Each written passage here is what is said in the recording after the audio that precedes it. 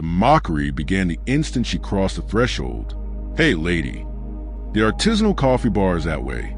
A clerk sneered, his voice dripping with condescension. He gestured vaguely across the street at the woman, in a frayed olive-drab jacket and scuffed combat boots. Another patron, a man built like a bulldog in a tight muscle tee, added, "Canvas satchel, dazed look. She must think this is a vintage surplus store." Ilera offered no reply. She moved through the charged air of the gun store, a place where testosterone and burnt cordite hung in a thick, suffocating haze. Out back, the percussive crack of a live-fire demonstration punctuated boasts and exaggerated stories of marksmanship.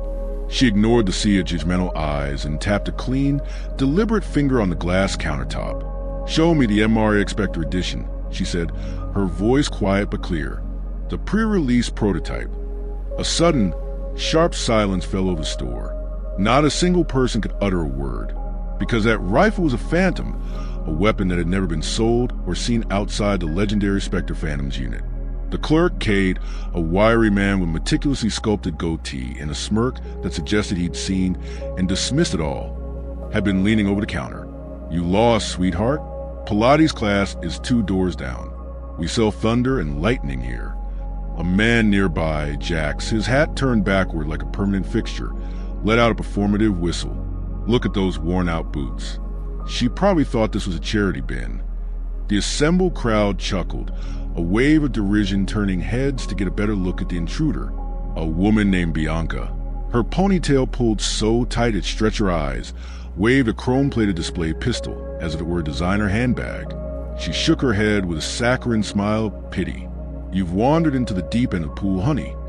Ilera didn't flinch. Her storm-gray eyes performed a slow, methodical scan of the room, taking in every face, every posture, before locking onto the high-caliber sniper rifles displayed like holy relics in reinforced case. She moved toward them, her step so silent and sure she seemed to glide over the concrete floor, following a line only she could see. A hulking man with a leather vest stretched over a mountain of muscle, his arms a tapestry of roaring skulls and licking flames, deliberately stepped into her path. He planted his feet like a concrete barrier, his voice booming over the distant gunfire. "Hey, Missy, you're blocking the view for the real enthusiasts." He jabbed a thumb toward her worn canvas satchel, his lip curling in disgust. "What you got in there?" "Macrame supplies." The crowd erupted in a fresh wave of laughter, some even applauding his wit. Ilera paused, her hand still resting on the strap of her bag, and looked up at him. Her expression remained a placid mask, but her eyes held it for a second too long, a flicker of something ancient and unyielding in their depths that made him falter. Without a word, she stepped around him. The big man's laughter died in his throat. His friends nudged him, urging him on, but he just shrugged, muttering, "Whatever.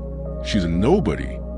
As Ilera's fingers grazed the glass of the rifle case, the entire energy of the room seemed to shift, the way the air grows heavy and still just before a lightning strike.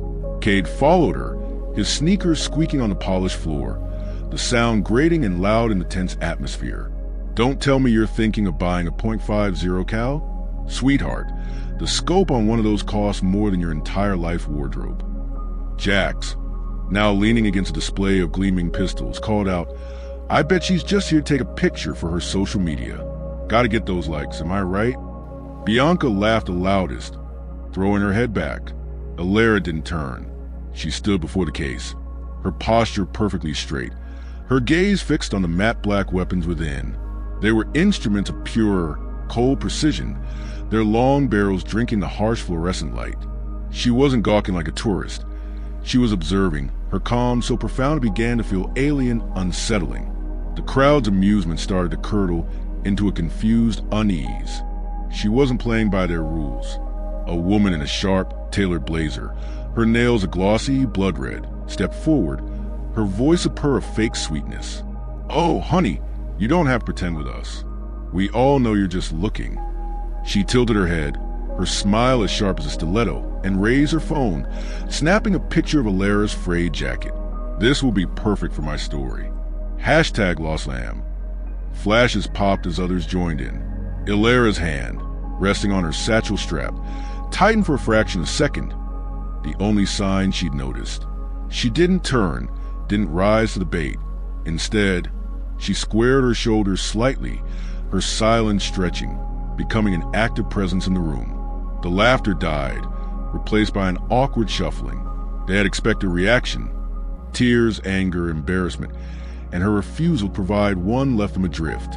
Cade, refusing to lose control, rapped his pen on the counter. "So what'll it be, lady? Something shiny to show your book club."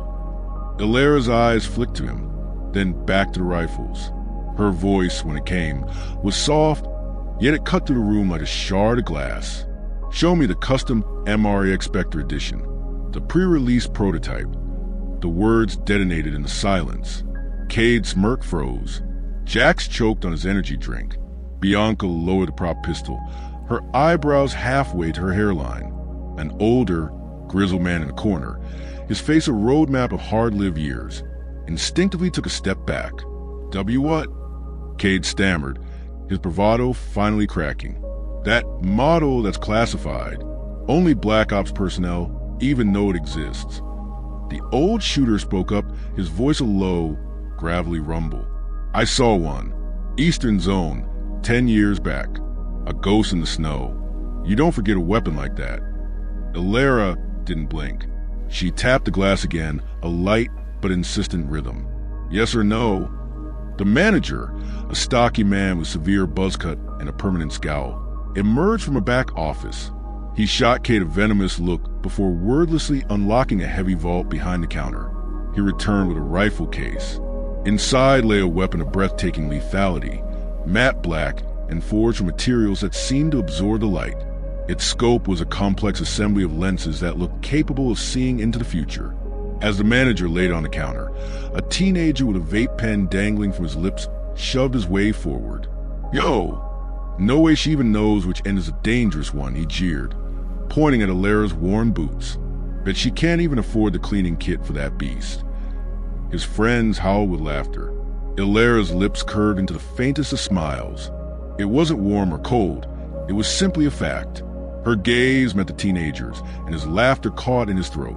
The room suddenly felt smaller, the air thinner, as if she claimed all the oxygen for herself. "Okay, fine," Cade blustered, trying to recover. "You know the name of a fancy gun, but can you even lift it? That thing weighs over 10 kilos. Jax, who had picked up a standard rifle, tossed it toward Illyra in a clumsy, arrogant display. "Careful, might sprain your delicate wrists." She caught it, one-handed. The motion was so fluid, so economical, it seemed impossible. The rifle didn't dip or waver. She held it perfectly balanced, her arm steady, the weight an irrelevance. The room fell into a dead, ringing silence. You could hear the hum of the fluorescent lights. Jax's mouth hung open. Illyra placed the rifle back on the counter, her movement precise and gentle. "Go ahead, field strip it," Cade challenged, his voice strained. "Bet you don't even know where the pins are." Her fingers moved with a life of their own, a blur of practiced, intimate knowledge. In 7 seconds, the rifle was completely disassembled, its components laid out on the mat in perfect, immaculate order. It was like watching a surgeon at work. A man in a crisp polo shirt and gelled hair began to clap, a slow, mocking rhythm. "Impressive party trick," he said, his voice smooth with condescension. "But let's be real. You watched a tutorial on the internet last night, didn't you?" He winked at the crowd, who laughed in relief. Illyra ignored him. Her fingers danced over parts, reassembling the weapon with the same impossible speed. But then she paused. She pulled a single paper clip from her satchel. With a flick of her wrist, she bent it into a fine probe, pressed it against the receiver, and narrowed her eyes. "This bolt is off by 3 microns, she stated, her voice carrying an absolute authority that silenced the room. "In sub-zero temperatures, it will cause a round to veer right by 9 centimeters at 500 meters. The mercenary in the corner, a man with a jagged scar across his knuckles, muttered, "How in the hell could she know that?" Illyra glanced at him, her expression unreadable. "Because I used one to hit a moving target from the summit of Sun La Peak, in a Category 7 crosswind." The statement landed like a thunderclap. No one laughed. The manager's jaw was clenched so tight a muscle jumped in his cheek. He was beginning to see something he desperately wished he hadn't. Bianca, her face pale, whispered to the person next to her, "Who is she?" Illyria zipped her satchel closed, the sound sharp and final. For a fleeting second, her eyes flicked to a small, faded patch on the bag, an embroidered emblem, barely visible, of a coiled viper with its fangs bared. The old mercenary stepped closer, his boots heavy on the floor. "Son, Louisiana, that was a ghost operation. A decade ago." His voice was gruff, laced with new, unfamiliar emotion. It might have been respect, or it might have been fear. The manager, sensing his last chance to regain control, gestured toward the outdoor range. "Let's see it, then. There's a spent .22 casing hanging out there. 200 meters. Nobody's ever hit it." The crowd parted like the Red Sea as Illyria picked up the Spectre edition and walked outside. Jack shouted after her, "If she hits that, I'll eat my hat." The laughter that followed was weak, brittle with doubt. As she walked to the firing line, a man in a camouflage jacket called out, "Hey, little lady, don't trip. That rifle's bigger than you are." Illyria didn't break her stride. She reached the line, set her satchel down, and shouldered the rifle in one seamless motion. She didn't adjust the scope, didn't take a practice aim. She acquired her target for a single, frozen second, and then she fired. The crack of the shot was sharp, clean, surgical. 200 meters away, the tiny brass casing vaporized in a puff of metallic dust. The world held its breath. The silence that followed was absolute, profound. Cade's clipboard slipped from his fingers and clattered on the floor. Bianca dropped her prop pistol. The old mercenary stared, his scarred knuckles white where he gripped the railing. Illyria didn't smile. She walked back to the counter, placed the rifle down with reverent care, and began wiping her hands with a small, worn cloth from her satchel. A young woman in a pink hoodie, phone recording, pushed forward. "Okay, that was a cute trick, but that was probably just luck. Do it again." Illyria paused, her gaze falling on a faint, dark stain on the cloth in her hands, a stain that looked like old blood that had never quite washed out. She folded it deliberately and tucked it away. The young woman's phone lowered. The gunsmith, an older man with thick spectacles who had been silent until now, stepped forward. His eyes were locked on Illyria's hands. "Someone tuned a rifle just like that," he said, his voice a reverent whisper, "at the Spectre Phantom's outpost. Same touch, same care." He squinted, his eyes focusing on a faint, silvery scar shaped like an arrowhead on her knuckle. The room went rigid. The mercenary's voice was a choked, shaky rasp. "She's Spectre 11. Illyria's eyes met his, calm and deep. "I came here for ammunition," she said softly. "But if this country ever needs me to, I can still make a shot from 400 meters with pinpoint precision." It wasn't a threat. It was a simple statement of fact, and it landed with the chilling finality of a blade. Jack stumbled backward, knocking over a display. Bianca looked away, her face burning with shame. "Hold on," Cade said, his voice shrill as he tried to claw back some authority. "You can't just... Where's your identification? You need to be registered to test fire a weapon of that grade." Illyria reached into her satchel and produced a worn, featureless black card. There was no photo, no name, just a faint Spectre emblem and a string of alphanumeric code etched into the metal. Cade snatched it and held it up. "What is this?" "A gym membership." Just as manager boomed, "No documents, no access," the front door swung open. A man in an impeccably tailored black suit and dark sunglasses stepped inside. His presence sucked the air from the room. He was tall, impassive, and moved with a lethal grace that spoke of years of intense, unforgiving training. His gaze swept the crowd once before he walked directly to Illyria. He leaned in and whispered, "Confirmation code Kilo 900. Your transport is waiting." Then, he did something that shattered the last vestiges of their arrogance. He straightened up, faced her, and placed his fist over his heart. The Spectre Phantom salute, a gesture of ultimate respect reserved for living legends. Cade dropped the ID card as if it were burning hot. Jax's energy drink can hit the floor. Bianca pressed herself against the wall, trying to become invisible. Illyria turned to the stunned, silent crowd, a faint, ironic smile touching her lips.